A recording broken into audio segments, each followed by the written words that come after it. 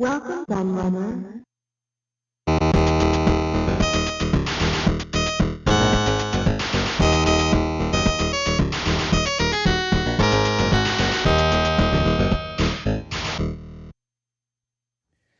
Hello everybody, Q&A Kevin Laird here, and I have a new hardware review for you.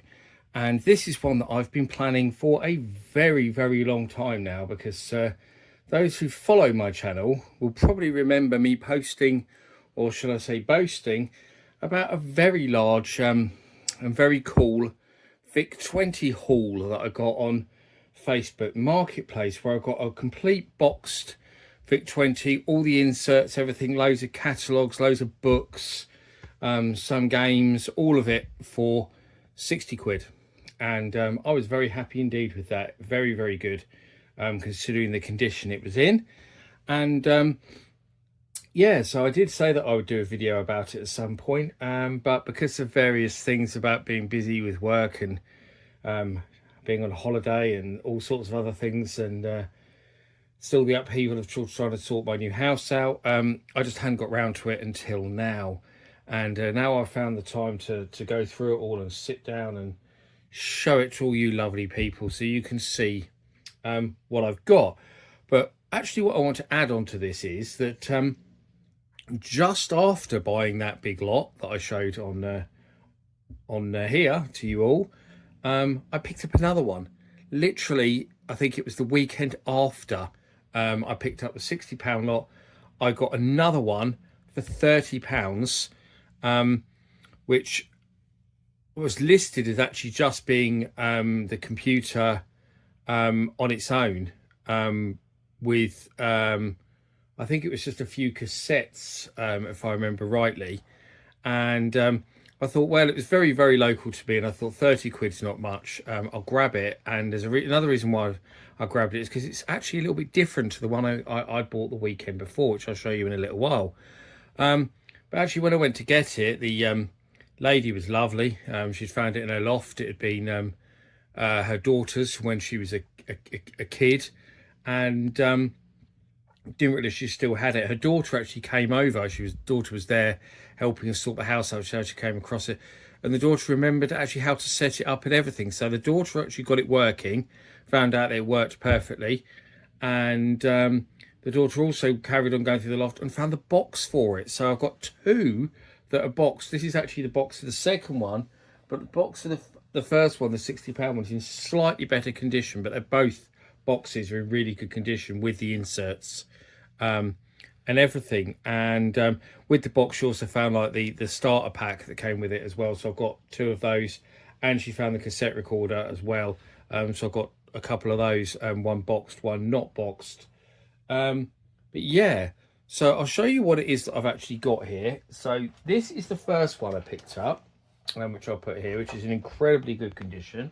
And I'll grab the second one I picked up as well, so you can see in a minute the difference between them. So this is the second one I picked up, which is a little bit battered and bruised. As you can see, it's got quite a lot of scuffs on it.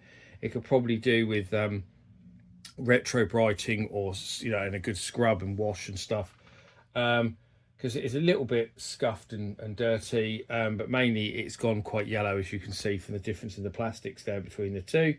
But it works, so I can't complain too much. It's got no keys missing, which is another good thing, because I've seen quite a few listed online that have keys missing. But yeah, so I can't really complain at all. Now let's see if you can spot the difference between these two, especially if I put this one like this. And the eagle-eyed of you among you might have noticed that this is a VIC-20 and this is a VC-20. Now, what's really bizarre about this, and a few people pointed this out when I posted it in the VIC-20 Facebook group, is that this one was the first one I got that came in the box. The box is a English box with, you know, colour spelt with a U and everything. The box even had a sticker on saying that the computer was made in the UK, which I was very surprised at, because I didn't know Commodore made computers in the UK. I thought that Germany was the only place in Europe where they made computers, but apparently not, because mine says that it was made in the UK on the box. Unless they just mean the packaging, but it would seem strange to say made in the UK otherwise. But the only ones that had VC-20 were German computers, because apparently VIC was very similar to a rather naughty word in German, which I'm sure you can guess. So they changed the name just for Germany to VC-20 to avoid the connotations with said swear word. So that's really strange that I've got this one that seems to have a German badge. And there you go, it does say it on the here as well, not just on the box. Made in England, not even made in the UK. Very specific. So it says made in England, but it's got a German VC-20 badge. But this badge, this sticker, says VIC-20. So why is it VIC-20 made in England, but with a German VC-20 badge? Everybody in the VIC-20 group was confused about that, and couldn't work out how that came to be. I mean, obviously on the box it shows different. It shows it with a VIC-20 logo on it, so the computer doesn't exactly match what's shown on the box, which is very strange. My second one, my actual one that says VIC-20, is also made in England. 88696 is the serial on that one. So the serials, they're well apart, and that one's 164663. So the VC-20 one, it seems to be much later serial. I wonder where they were made in England. I'm sure somebody will know. But there we go. But apart from that, you know, they're the same computer, basically. They both work perfectly. I've tried them both. I have power supplies for both of them. But that's it. So what we'll do is we'll have a look around the computer in a moment. I'll take the battered one away and keep the nicer one there. But I just wanted to show you that I had these two VIC-20s that were completely different. Before I go around the computer, I'll just show you some of the other games that I got with here. So it's interesting. So I've got Falcon Fighter there on cassette by Interceptor Software. Very nice. I have Magnificent 7, which is a collection of games. Asteroid Patrol, Surround, Haunted Splash, Battleship, Spiders, Maze and Hangman. So I've got that on tape. I've got Max by Annie Rog as well there. I have Paratroopers, the unexpanded VIC by Rabbit Software. Rabbit Software actually later bought out by Virgin Games. That's just the free cassette that comes with it, as mentioned on the box over here actually. Those games there, Rabbit and Type a Tune and stuff like that. I've also got some cartridge games, which is cool because I believe that this one is actually fairly rare. Mutant Herd, which is actually a really, really good game. I played that for another video by Creative Sparks. I'm pretty sure actually Mutant Herd is one of the games I played in my VIC-20 exclusives video, which I will link in the description. But as you can see, that is a cartridge game, which is cool to have. And the instruction booklet is in there as well behind the cartridge. So yeah, Mutant Herd, very nice indeed. Instant play cartridge.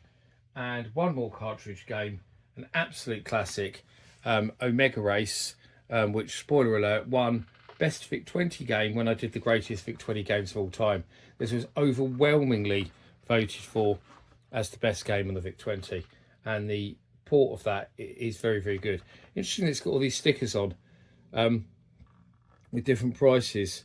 £9.99, then it was £8.50, and then this one says £5, and then this one at the top looks like it says £9.99 as well. So why has it got so many price stickers on it? I could probably get them off, but yeah.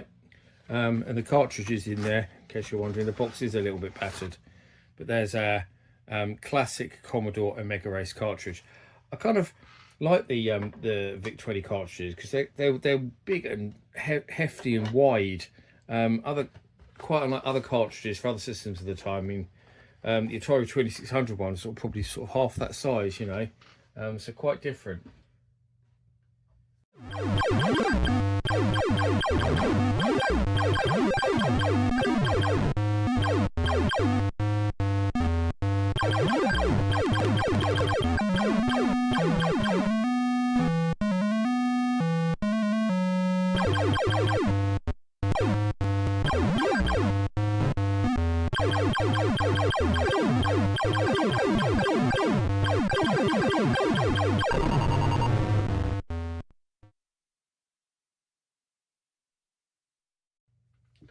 So as I say, I've got some catalogues and stuff to look through, which I'll go through in a bit. But we'll just take a look around the computer to see what we've got on here. And actually, as well, I mentioned this at the beginning of the video, but I'll do it now. But I want to share my own personal story for the VIC, actually, because I hadn't actually played on one until more recent years. But I really should have, because I had a friend at school called James, who actually later became my best friend, and I ended up flat sharing with him as an adult for a few years as well. And James, when I first met him, when I first started senior school, he had a VIC-20. So I can remember almost as soon as we started school, we were sitting in a room and we were all talking about our computers that we had. You know, I had a Spectrum, you know, my friend Alex had a Commodore 64, my other friend Neil had a Spectrum. I had a friend who already had an Atari ST, which was, he was at that point the only person I knew had an Atari ST, because his dad actually used it for his work as well, for desktop publishing. But yeah, and then we all sat around talking about our computers that we had, and yeah, he had a VIC-20, but by the time I got to know him quite well, because it probably wasn't until about my second year of school actually that we became really, really good friends. And by that point, he'd got a Sega Master System. So I went over to his house, and I can clearly remember seeing the VIC-20 there at his house, sitting under a TV in this TV unit. He had this like room at the back of his house that was basically supposed to be a dining room, but they didn't really use it as a dining room.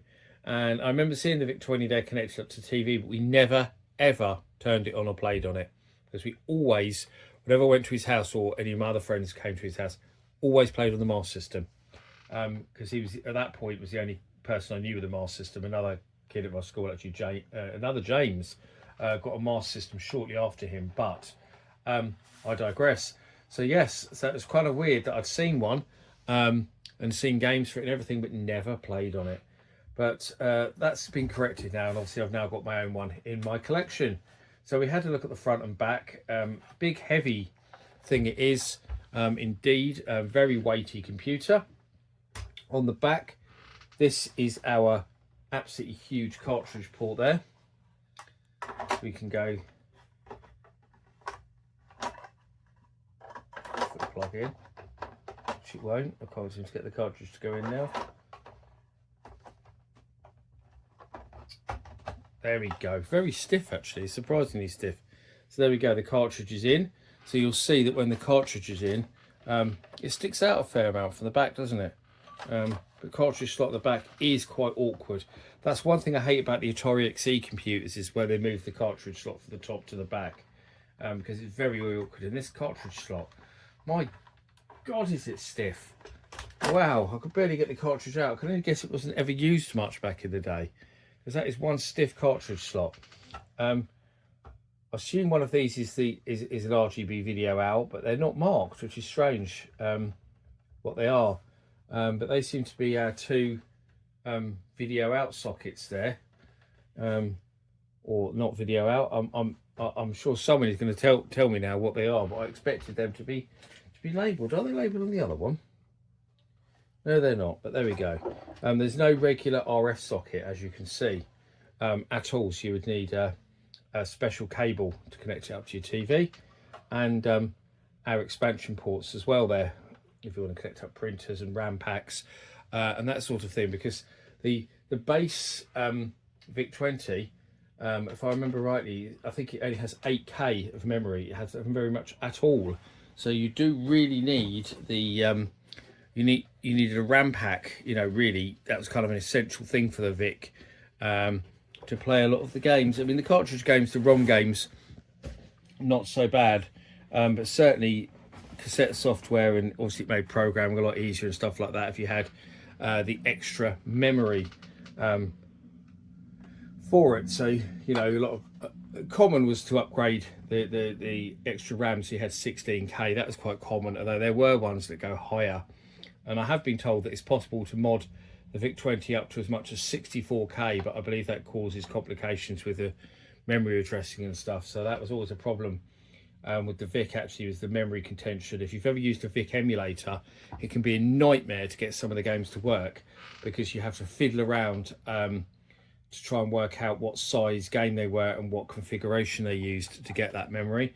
There is actually a program you can get, an auto start program that kind of does it for you. It doesn't always work, but does most of the time. And I use that alongside Vice actually when I'm playing VIC-20 games for my channel, which is very useful indeed. But trying to do the different memory configurations is a bit of a pain in the bum. On that side, sorry, I should have said, there is one joystick port there, our on-off switch, and the power sockets on the side there as well. I actually do have, I don't know if it matters too much, but I have the inner box for this as well. As I say, I love the way it tells you that it has sound and music. Like, that's a really big thing. Not very good sound and music, and there's the Made in England sticker I was talking about down here. But yeah, I wonder if it's, this is heavy because it's still got the cassette recorder and stuff in. So actually, let's have a look at the back of the box in a minute. Oh, so there you go. It says you need an RF modulator there to plug into it. So I was saying about one of those slots is for the expansion. So yeah, you can go 3K, 8K, 16K memory expansion. Expansion motherboard, plug-in programs. So that's obviously cartridges, joystick paddle, light gun, light pen. Even because you could get paddles for the VIC-20. There is some quite good paddle games actually. Your power pack, printer, single disk drive into that socket, modem into that socket, or the cassette unit as well plugs into the back there as well. So that actually does tell you what all those ports are. So there we go. That's very, very helpful, isn't it? So yeah. So one of those little sockets is for your disk drive or your printer. And VIC for entertainment, or VIC for business. I don't think that many people use them for business. VIC for education, VIC in science. Because Commodore had the PET, which was very much the business computer for years. Very popular as a business computer. But I thought I'd show you that as well. Let's try and get that out of the way a minute. I'm fostering that space to put stuff around me here. But I'll grab a Introduction to Basic. So there we are, at the box. So I've got two of these. One has got the cassette missing though. So that's kind of annoying, but can't be helped. It's only got cassette 2, not cassette 1. But this is the complete one. This has got the book in it, as you can see. It's got both introduction cassettes, and it's got this. I'm not sure what this is for. It's like a kind of ruler thing, like you used to use for doing angles with at school, isn't it? Kind of protractor type thing. But this is a very extensive basic manual. I like how big it is, being an A4 size. But I have the Spectrum one. The Spectrum was quite a small manual. Yeah, very, very comprehensive basic manual there. Very, very good. And there's one of the cassette recorders. This is the boxed one. So there we go. There's a cassette recorder. Didn't use like mic in ear like the Spectrum or anything. He actually had a bespoke, I suppose, socket. And this is apparently, you didn't really use this in the UK, but sometimes you needed to use that for grounding it.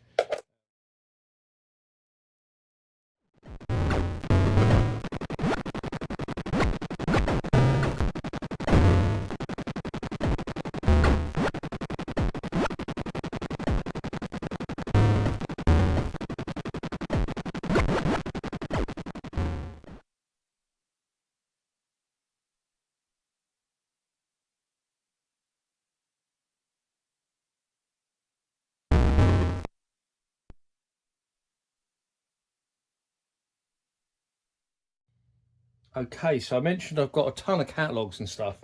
I did show these when I did the photo, actually, on YouTube and Facebook. So what's this one? That's just a guarantee card. This one I love because it's an advert for the Home Computer Club, which I was a member of. A bit later, that says for Commodore 64 users, so somehow it's ended up the VIC-20. But yeah, I was a member of the Home Computer Club. I've got a few of these leaflets, but much later ones. So this one actually doesn't have a great deal in it. But yeah, I was a member of the Home Computer Club for years. I actually did a whole video on the Home Computer Club. So I won't go into it too much here. But if you're interested, I'll link it down in the description actually. If you want to find out more what this Home Computer Club is all about. But that's nice to have. to put with my other leaflets, to say, which are much later ones. CompuCard invited to try this valuable new discount shopping service free for the next 3 months. So that's sounds a bit like the Home Computer Club thing as well. So you get lower prices on software and add-ons and stuff by the looks of things. But look, you can get a Panasonic VCR, BBC computer, a heated Philips food trolley. Brilliant. It doesn't get much more 80s than that, does it? Look at that. Brilliant. A Flymo cultivator, a Yamaha keyboard. Brilliant. So that's another thing that I've got there. Look at that. It even tells you what to do to take advantage of it. You've got to ring them up. Then introducing VicSoft from Commodore Computer. So starter pack special. So this is probably software that they're trying to sell you. So yes, it is. So we're going to have like new ROM cartridges. So Menagerie, Cosmic Cruncher. This is quite cool Pac-Man clone. Money Wars, Cosmic Jailbreak. Says other programming aids, so educational stuff in here is that as well. They're advertising Audiogenic software. I did an article on them actually for Retro Gamer magazine some years ago. Audiogenic. There's education software. Postern, another classic British software company. Some others. Oh, Bubble Bus. They were another one. Did Starquake is probably their most famous game. It didn't come out for VIC-20, but lots of stuff there, including like Crazy Kong. So obviously these say if they need the RAM expansions and stuff as well. A lot of them do. Like I say, a lot of the cassette games did, because the 3K just wasn't really enough memory. You needed 8K or 16K. I think I said the VIC came with 8K, but there was a 3K, 8K and 16K RAM pack. Yeah, I'm questioning myself now over how much RAM the VIC had. This gets very confusing, and I know someone's going to correct me in the comments, because I'm getting myself confused over the different RAM configurations now. But I did tell you it was confusing, and it is. Interceptor micros, but I don't profess to be an expert on the VIC-20, I have to say. I did look it up, and now I've got myself confused and forgotten. So VIC tips, so running programs for 3K in 8K or more. So most programs written for a 3K pack will not work in an 8K pack. So this is sort of saying about different memory configurations. So it's actually got some helpful things there about how to change the configurations. There's some stuff from Rabbit Software, which is interesting, because I had a cassette there that was Rabbit Software, didn't I? Imagine, big software house in the early days of the UK software scene. It's cool to see. Their games were generally pretty good. Actually covered a couple of them in my VIC-20 exclusives video, I'm sure I did. I can't remember which ones it was now. Wacky Waiters was one, wasn't it? I can't remember if Frantic was the other one. Oh, I can't remember now. Romic. So Llamasoft, of course Jeff Minter, which is really cool to see. His game's in there. Kilobyte, don't remember them at all. Sunlock Electronics, nope. There's a few companies I don't remember at all. Bugbite, definitely. Manic Miner, of course, Bugbite. Melbourne House there. Eventually became part of Mastertronic. Ask. Quicksilver, another classic software house, bought lots of their stuff. Have you ever had this marked off some of the things that they needed? So they've marked off that they need a RAM pack. That was obviously the first thing they decided that they wanted to get, because there wasn't much software that could use the base expansion. So I did look for a minute to double check whether there's someone that's actually written that in, or whether that was just an example of how to order. So actually it's an example telling you how to order, but it was never used. So though he marked those things off, whoever had this, they never bought any of them. That's just a manual for Data's cassette unit. I appear to have 2 of those, but I do have 2 data cassettes. How to connect up your VIC. So that's a very basic how to connect it to the TV type thing with your modulator, which I do have actually in the box. Personal computing on the VIC-20. I think this is the same as the other book I've got, is it? The one, oh, no, is it different? Oh no, it is, but it's got more pages. The other one's missing some pages. I just realised this is the same as the other book I flipped through, but the other book's missing the front few pages. Okay, doke. Breakdown insurance plan, awesome. So yeah, in case it goes wrong. What else we got? Super Base 64, so that's for Commodore 64, but it somehow ended up with my VIC-20 stuff. A Commodore catalogue here. For the price of 10 aliens, you can now communicate with far friendlier beings. So modem for the Commodore 64 in there. So I've got some more Commodore 64 stuff.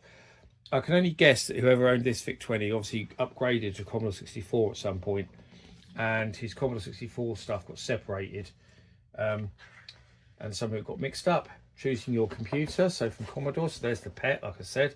It's a big business computer for a long time. So it goes into all the different configurations. If you want to get a PET, why Commodore? There's their printer.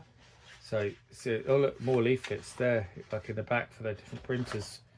So that's only about the PET actually. Let's just choose your computer. VIC-20 Total Computing. So this is a VIC-21 with some add-ons. So single floppy disk drive and printer there. I love the way you can clearly see that's been stuck onto the screen because it's not even straight. A different cassette unit there to the one I've got, much more sort of slimline one, that one. Blank cassettes, blank discs, and a floppy disk drive. There's our 3K RAM packs, 8K RAM packs, and 16K. And there's a multi-slot, so you can plug several things in at once. There's a printer, modem, there's the paddles and joystick. And interesting, you'll notice that the early paddles and joystick, they literally just copied the Atari paddles and the Atari joystick and changed the colour. And supposedly Atari sued them for that, and they had to change the design. So only the very early ones came with those ones that look like Atari ones before they got sued by Atari for copying their design. There's some of the cartridges: Alien, Avenger, Superlander, Rat Race, Road Race, Star Battle. Some of the other things there. And there's actually some screenshots of a few of the programs there as well, like Chess, River Rescue. River Rescue is a good game. And this is where it came from. So somewhere in London, Weybourne Walk in London, FCG Computer Systems. That's interesting as well. The Commodore's home computer division was in Slough, Berkshire, because Atari UK were also in Slough, Berkshire. So how strange is that, that Commodore and Atari were both in Slough at one point? And Slough is not a nice place either, I must say. Colour computer price list. So all sorts of stuff on there. So I love that they give VAT exclusive and inclusive on there. So cartridge games were generally 20 quid or 25 quid, which back, you know, in the early 80s was a lot of money. Really was. You know, I was buying games back then, you know, for like £2-3. So to buy a game for 25 quid would be a real stretch. But he's marked some of the ones he wanted: Blitz, Hop It, and Race on cassette, because the cassettes were only £4.99. So a lot cheaper than those cartridges, which are very expensive indeed. And there's lots of other stuff as well. More cassettes, education stuff, business applications. And there's a computer manual here as well. I think I looked at one of those, didn't I, already? So I've got lots of stuff with these leaflets, absolutely tons. But that's it really. In terms of what I've got, that's all of it.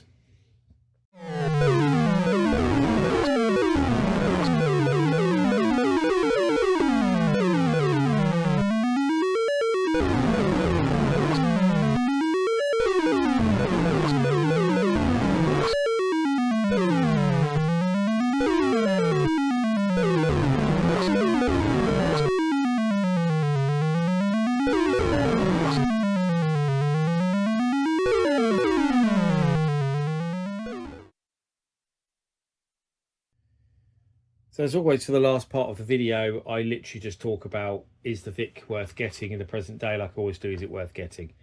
And as a classic computer, yeah, especially if you're a Commodore fan, I have no personal nostalgia for the VIC, but I still find it a bit interesting being one of the sort of early colour computers that was affordable.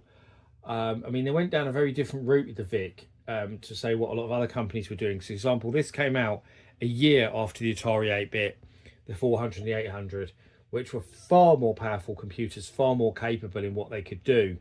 But they were very, very expensive, especially in the UK, which stifled their success a little bit. And they didn't fall in price for quite a few years. And even then, the Atari 8-bit was never that cheap to buy because it was quite expensive to produce because it had so many custom chips.